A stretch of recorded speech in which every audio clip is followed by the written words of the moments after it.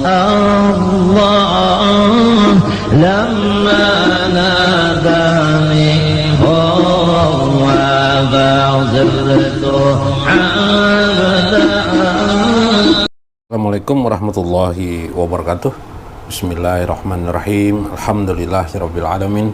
Wassalatu wassalam ala sayyidina wa nabina Muhammad wa ala alihi washabbi ajmain. Wa ya ayyuhal hadirun, fa inna insyaallah asyu bi kitab Syekh Abdul Qadir Jailani bi kitabihi Fathur Rabbani, ya, Fathur Rabbani, kitab tentang pembuka wujuh, ya, wujuh kita kepada Allah Subhanahu wa taala, pembuka ketuhanan, ya. Bagaimana kita membuka pintu rahmat Allah, pintu-pintu kasih sayang Allah, pintu-pintu maghfirah Allah, ampunan Allah Subhanahu wa taala kepada kita sekalian. Kitab Fathur Rabbani ini memang bersifat aplikatif dalam konteks bagaimana kita mengamalkan akhlak Allah Subhanahu wa taala dalam kehidupan sehari-hari. Akhlak Allah maksudnya yang sesuai dengan iradah kehendak Allah Subhanahu wa taala. Dalam konteks yang lebih sebenarnya sudah sangat modern beliau membahas ini. Berbeda dengan kitab-kitab tasawuf pada umumnya yang membuat beberapa kitab tasawuf membuat definisi-definisi dalam konteks setiap bahasannya. Nah, kitab beliau ini tidak memberikan definisi, tetapi memberikan sebuah cara pemahamannya. Yang kemarin misalnya tentang juhud.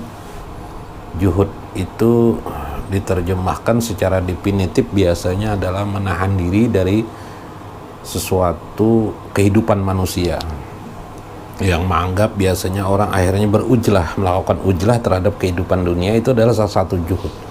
Ujlah itu mengasingkan diri kepada kehidupan dunia. Saya Abdul Qadir Jailani ketika membahas tentang juhud, beliau memposisikan juhud tetap di dunia, tetap bermasyarakat, berkehidupan sebagaimana wajarnya kita. Dan beliau menekankan ma'rifatullah di dalam hati, satu. Kedua, juhud itu dalam perilaku kita berhadapan dengan manusia, di mana episode juhud ketika beliau membahas itu, juhud itu sudah berbentuk misalnya di dalam hidup di dunia ini yang mentok di dalam hati itu adalah harapan hanya kepada Allah, bukan kepada makhluk atau manusia. Nah, watak dengan bentuk seperti ini membentuk watak kita ketidaktergantungan kepada kehidupan dan manusia. Jadi ketergantungan kita kepada Allah. Sehingga ketika kita berbuat baik kepada manusia, memberi kepada manusia dan sebagainya, ketergantungan hati kita itu hanya yang akan memberi kebajikan, balasan itu hanya Allah, bukan manusia. Nah, itulah watak juhud di dalam pribadi seorang Muslim yang dikehendaki oleh Syekh Abdul Qadir Jailani, bagaimana perilaku mereka yang sesuai dengan iradah Allah. Yang kedua adalah kepribadian watak juhud ini membentuk lagi watak seseorang berhati kuat, ya, bermental kuat, memiliki ruh yang kuat untuk mandiri dalam hidupnya, berjuang di mana adanya keyakinan Allah akan menolongnya, Allah akan memberi kasih kepadanya, beri sokongan dukungan kepadanya, sehingga wataknya tidak akan pernah, dengan kepribadian ini tidak akan menjilat kepada manusia, tidak mencari puji-pujian kepada manusia. Kalau dia kaya, dia tidak mencari, biasanya orang kaya itu kan setelah kaya dia akan mengambil cara-cara mencari kekuasaan lagi, kemudian secara mencari kekuasaan mencari puji-pujian manusia, gitu kan. Orang alim biasanya mencari puji-pujian manusia. Jadi bukan, nah inilah yang orang alim biasanya sudah alim yang seharusnya mengajar tarbiyatul Islam, mengajarkan kebajikan, menguraikan kebaikan dalam kehidupan bermasyarakat, menyampaikan wejangan nasihat keagamaan, bukan untuk mencari pujian manusia. Ini yang dimaksud dengan oleh Syekh Abdul Qadir Jailani. Apa yang dilakukan oleh seorang alim atau mu'alim atau seorang kiai atau seorang ustadz seorang guru agama adalah mengajarkan hikmah kepada manusia. Nah, ini dia akan lagi Syekh Abdul Qadir. Hikmah itulah yang sesungguhnya intisari dari keagamaan kita. Jadi Islam itu sebenarnya intisari dari Islam itu adalah hikmah. Karena itu beliau Syekh Abdul Qadir menghilangkan segala perbedaan pendapat, diusahakan beliau menghilangkan segala debat-debat kusir. Debat-debat kusir, beliau lebih menekankan kepada bentuk perilaku kita, menjadi membumikan ya, membumikan hadratullah dalam kehidupan sehari-hari. Nah, ini mungkin bahasa konteks ini. Karena itu beliau mengingatkan lagi tentang hasrat kita terhadap dunia. Hasrat kita terlalu banyak terhadap dunia ini berbahaya juga. Nah, tentang hasrat dunia, hasratnya. Karena itu perlu dicegah-cegah lah. Karena kehasratan kita terhadap dunia ini membentuk pribadi yang bisa menyimpang kita melawan kehendak arus Allah Subhanahu, kehendak Allah untuk agar diri kita ini bagus. Dan itu juga akan menutup marifah kita kepada Allah. Mulai kita berhasrat kepada dunia dari A nanti ke B ke C.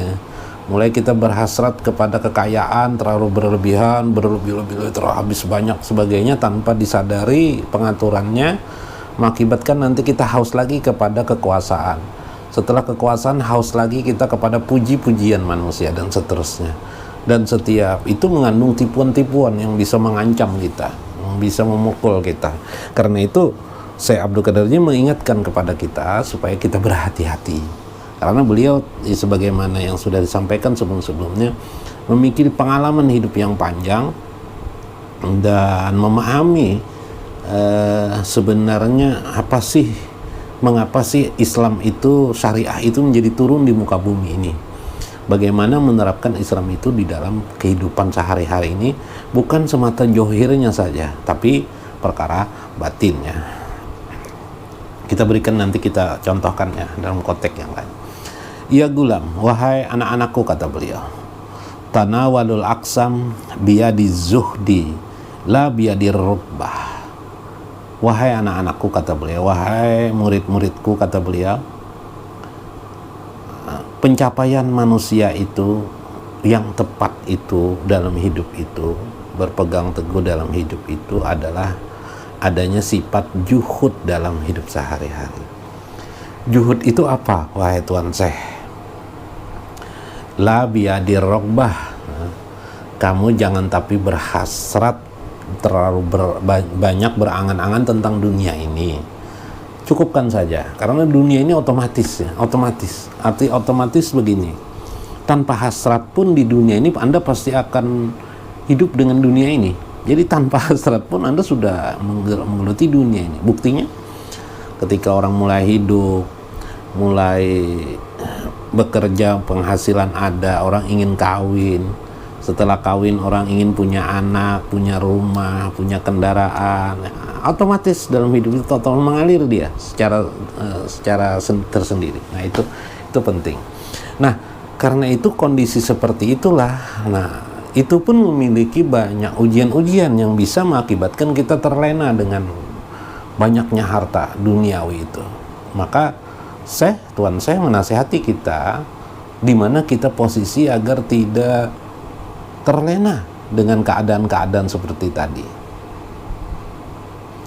Punya istri satu, mau dua, mau tiga, mau empat, dan seterusnya itu kan. Akhirnya nggak ada habis-habisnya, habis waktu begitu aja ngurusi istri, ngurusi anak aja hidup habis-habis waktu. Kapan lagi kepada Allah gitu kan.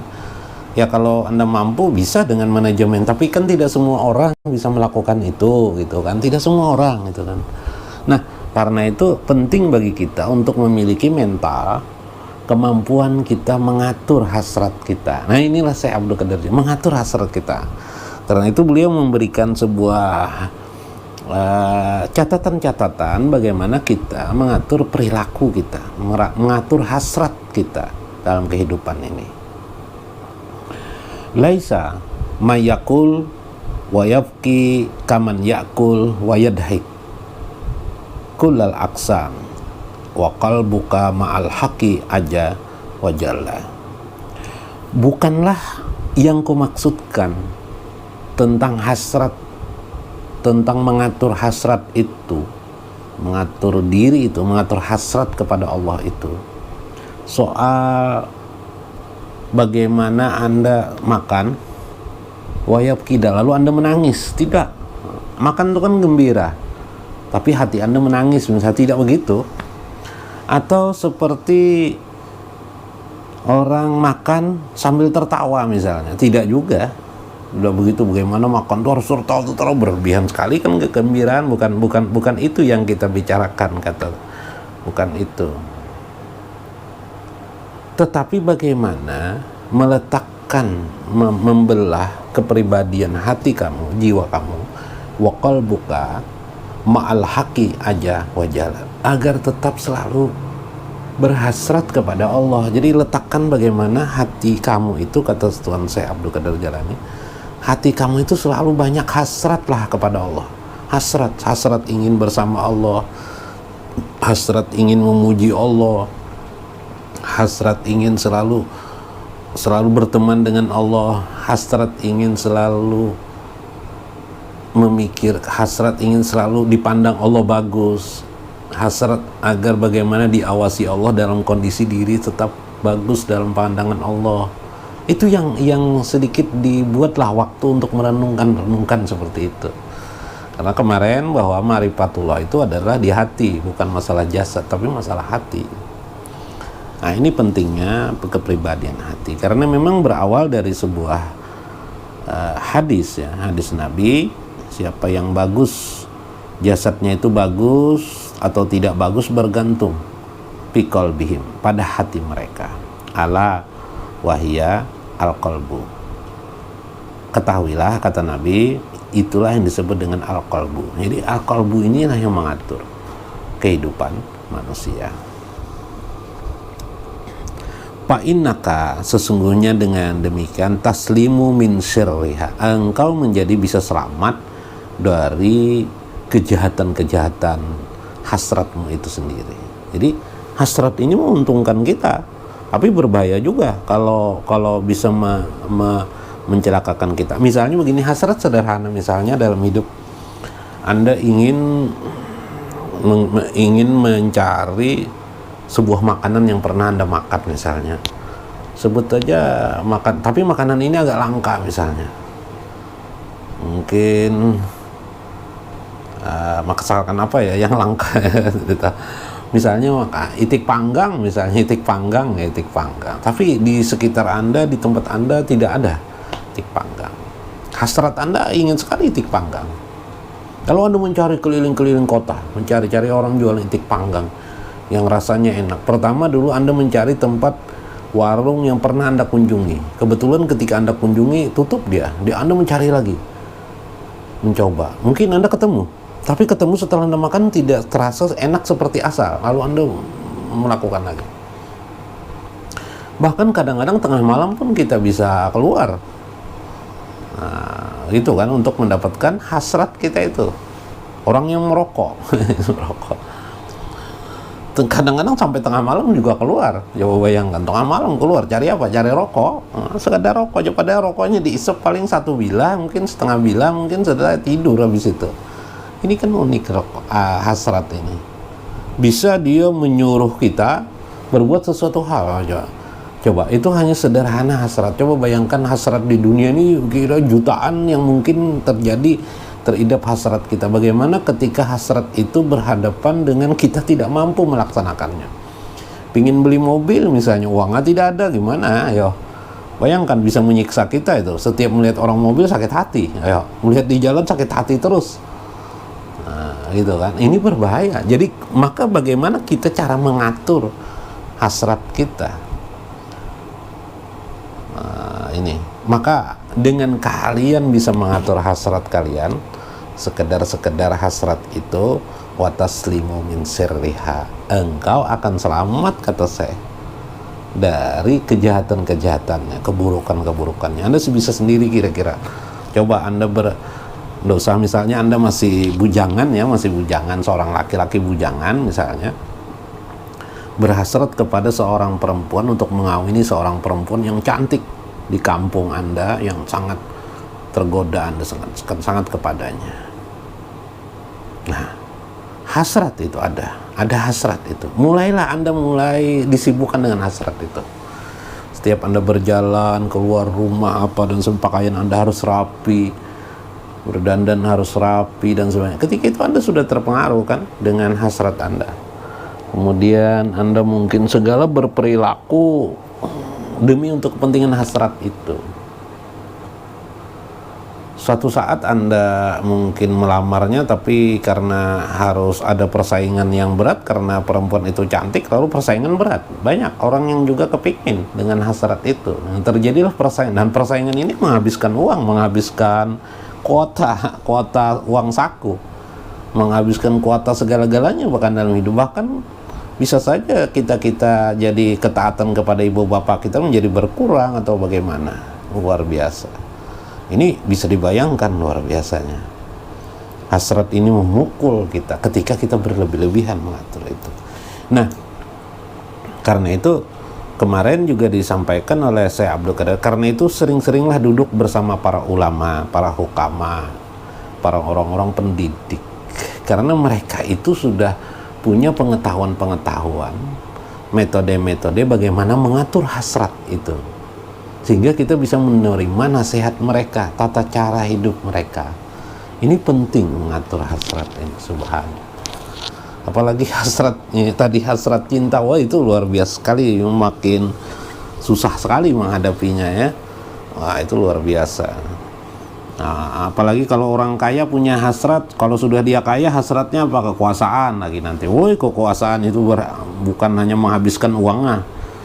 Nah, mudahanlah orang-orang seperti itu tidak lupa sedekahnya tetap ya. Kalau bersedekah, tapi dia bersedekah rajin ya, memang untuk mendapatkan kekuasaan, akhirnya dia pandai bersedekah. Akhirnya kan sedekahnya bukan dari lubuk hati, tapi sedekahnya bukan karena cahaya ilahi ya. Sedekahnya bukan karena cahaya ilahi, tapi cahaya hasrat, cahaya hasratnya. Sehingga akhirnya itu yang dikatakan orang tidak ikhlas dan sebagainya. Setelah kekuasaan ada didapatkan, mungkin orang lagi cari nama lagi. Nah, nama ini, hasrat terhadap nama, waduh, itu luar biasa juga. Susahnya bukan main melawannya. Kalau sudah ada hasrat ingin supaya nama masyhur, waduh, berapa lagi uang kira-kira habis. Atau seorang ya ustadz atau guru agama atau ya pengajur tarbiyatul Islam, pengajur pendidikan agama Islam, nasihati ingin masyhur, waduh, hasrat seperti itu akan luar biasa susahnya. Uang mungkin habis, popok mungkin bagus, tubuh kelelahan, hanya untuk apa? Terkenal, nauzubillah min dzalik. Nah, hati-hati terhadap hasrat itu. Kalau kamu bisa mengatur hasrat, kamu akan selamat dari kejahatan-kejahatannya. Ya, buatlah hasrat itu bagaimana mengaturnya. Jadi jangan terlalu berlebih-lebihan mengaturnya. Nah, nanti bagaimana kita mengatur hasrat kita? Mengatur hasrat adalah tadi, perbanyaklah hasrat kita kepada Allah. Jadi gampang mengatur hasrat itu, bagaimana kita mengatur hasrat kita yang lebih banyak kepada Allah. Tapi saya ingin masyhur katanya, berhasratlah kepada Allah. Allah itu yang maha masyhur. Tidak diperlukan kita, makanya belajar tasawuf, kita tidak memerlukan hasrat-hasrat yang seperti itu. Itulah yang dunia sesungguhnya. Ada orang sejak dini menuntut ilmu hanya untuk hasratnya supaya dia dikenal orang alim misalnya. Nauzubillah min dzalik. Seperti inilah akibatnya dalam mendidik orang tidak akan pernah ikhlas karena bukan dari cahaya hati. Inilah yang paling utama ya. Makanya kenapa ilmu ma'rifah itu sebagaimana Syekh Abdul Qadir Jailani mengatakan sangat penting kita pelajari semua, tidak peduli siapapun, tidak peduli masih muda, masih jauh dari pelajaran apapun dari agama, sangat penting memahami tasawuf, ilmu ma'rifatullah itu, karena dia mendidik kita kepada sebuah perilaku. Jadi akhlak ini kadang yang terlihat, kebanyakan akhlak itu tidak terlihat karena akhlak tasawuf atau ma'rifatullah ini akhlak hubungan diri dengan Allah Subhanahu wa taala, perilaku diri dengan Allah Subhanahu wa taala. Subhanallah, perilaku diri dengan Allah, bukan dengan manusia. Nggak ada urusan dengan manusia, itu maksudnya. Subhanallah. Maka oleh karena itu tadi disampaikan, kita karena itu bagaimana caranya supaya hasrat kita ini betul, maka dekatilah para ulama, dekatilah para hukama. Hukama itu orang-orang ahli hikmah, orang-orang ahli hikmah kebajikan. Di kampung-kampung itu banyak kadang-kadang ahli hikmah, orang-orang tua bahari, orang-orang tua-tua agak sudah tua gitu, nasihatnya itu kadang-kadang hebat, bagus. Ambil hikmah dari mereka, meskipun mereka memang tidak dikenal orang alim, terima saja. Di sekeliling kita terima saja. Kalau Anda bisa berbicara kepada dinding, kepada alam, kepada hewan, bagus lagi. Itu kalau Anda sampai makom situ, Anda akan menerima nasihat mereka. Anda sudah berarti dapat menangkap, tanpa siapapun Anda sudah bisa berbicara dengan mereka, dengan dinding kayu, dengan alam semesta. Itu luar biasa lagi kalau bisa seperti itu. Kalau tidak bisa masih seperti itu, maka tadi dekati para ulama, dekati para guru-guru, hukama-hukama yang ahli-ahli hikmah untuk memahami, supaya hasrat kita kepada Allah, timbul hasrat kita kepada Allah, memahami padilah-padilah. Seperti Anda mendengarkan ceramah ini, Anda mendengarkan sebuah padilah-padilah, keutamaan di sisi Allah, hasrat-hasrat yang menimbulkan hasrat kita, kecintaan kita kepada Allah Subhanahu wa ta'ala, menimbulkan keinginan untuk patuh kepada Allah Subhanahu wa ta'ala. Subhanallah. Bahkan terhadap diri saya sendiri pun mendengarkan apa yang disampaikan. Karena pada hakikatnya kita menyampaikan ini pada hakikatnya bukan kita sebagai manusia, tapi ini adalah min aunillah, dari pertolongan Allah semuanya. Au min nikmatillah, atau dari nikmat Allah, ar-rahmanir rahim ya. Karena itu inilah yang akan bisa melembutkan hati kita, mengatur hasrat kita, yang secara basirah tanpa sadar nanti kita ingin selalu dekat dengan Allah Subhanahu wa ta'ala. Karena itu ija akata min yadit tabibi kana khairan min antakula wahdaka mala ta'lamu asluh. Kalau kamu makan dari tangan tabib suatu obat yang sudah, tabib itu dokter ya, dokter yang sudah ahli meramu obat, kemudian dikasih kepada Anda makan, itu insya Allah obat itu mujarab, karena itu berdasarkan pengalaman seorang ahli dokter. Seperti tadi ketika Anda duduk bersama para ulama, para hukama, para penasehat yang bagus di sekeliling Anda, hidup Anda, itu samalah Anda berarti menerima resep yang bagus dari mereka. Resep yang bagus dari mereka, yang resep itu sudah memiliki pengalaman pada diri mereka. Ketimbang Anda, kata beliau tadi, mengambil resep sendiri, wahdaka, diri kamu sendiri, malah ta'lamu aslu, yang kamu tidak tahu dari mana asalnya. Saya bisa aja membaca Quran, sekarang kan Al-Quran sudah ada terjemahnya. Terjemah Al-Quran sudah ada, saya baca sendiri, saya pahami. Ya, bisa Anda sesuai dengan hasrat Anda. Bisa Anda mengerti Al-Quran. Itu kan banyak ilmu-ilmu Al-Qurannya. Apakah Anda sudah belajar? Sudah 10 tahunkah Anda belajar Al-Quran? 20 tahunkah Anda belajar? Itu yang ulama-ulama itu, yang hukama-hukama itu sudah 10, 20, 30 tahun mereka belajar Al-Quran. Mereka berguru, mereka bersanad, mereka memahami Al-Quran demi sedikit dalam hidup mereka. Mereka lebih tahu resepnya daripada kita. Jadi itu yang penting memahami agama, ya kan. Lebih baik kita ambil yang jadinya lah begitu, Makan nasi kan enak makan yang sudah jadi ketimbang kita bikin sendiri, ya akhirnya tidak karuan rasanya. Bahaya juga, ya kan. Sama saja kan, karena pokok agama itu yang hasilnya begitu kan.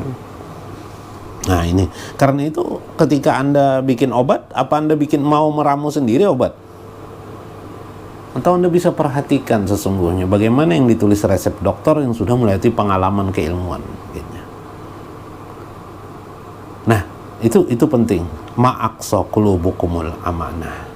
Karena itu, pahit ya, keras rasanya hati kamu itu, mungkin akan melaksanakan amanah dari Allah itu. Artinya kita, bagaimana mungkin kita bisa menjalankan satu petuah-petuah agama ini tanpa kita memahami petuah agama itu. Maksudnya dari mana yang kita ambil kenyataan. Karena itu lebih baik kita ngambil yang bagus saja dari resep tadi, dari pendapat ulama, daripada hukama memahami. Inilah resepnya. Salah satu resep daripada Syekh Abdul Qadir Jalani dituangkan di sini agar kita tadi mengambil resep. Inti daripada resep itu yang kita cari adalah bagaimana menjadikan hati kita bisa mengatur hasrat duniawi kita dengan cara mengisi hasrat kita ini kepada Allah Subhanahu wa taala. Ini salah satu resepnya. Jadi kita perbanyak aja resep kepada Allah. Resep tentang Allah, mendengarkan tentang Allah, mendengarkan tentang ketuhanan, mendengarkan nasihat ketuhanan, nasihat keagamaan. Dengan resep seperti itu menjadikan hati kita terarah, terbelok kepada Allah Subhanahu wa taala. Dan fasilitasnya itu para ulama dan hukama sering dengarkan. Enak sekarang. Masya Allah. Apalagi sekarang sudah zaman YouTube ya. Zaman YouTube ini enak sekali, menuntut ilmu bisa lewat YouTube, bisa langsung, bisa di mana saja. Mungkin banyak pertanyaan-pertanyaan yang masalah ini Bang bagaimana? Sabar saja. Pertanyaan itu membuat Anda nanti yang didengarkan juga tidak bisa mengerti. Karena itu kita belajar agama juga. Saya dulu belajar agama banyak sekali pertanyaan, tapi ternyata pertanyaan demi pertanyaan itu nanti akan terjawab sendiri ketika kita terus suka mendengarkan agama, pelajari agama, terus jawabannya ini, jawabannya ini. Terus tahap bertahap, insya Allah. Taati saja Allah, percayalah Allah itu maha baik yang memberikan hidayah kepada kita dan membimbing kepada kita bila kita ada niat kebaikan dalam beragama, dalam berperilaku agama. Mudah-mudahan kita menjadi orang yang sampai kurbah di sisi Allah Subhanahu wa taala. Wallahul muwaffiq wa aqwamut thariq. Wassalamualaikum warahmatullahi wabarakatuh.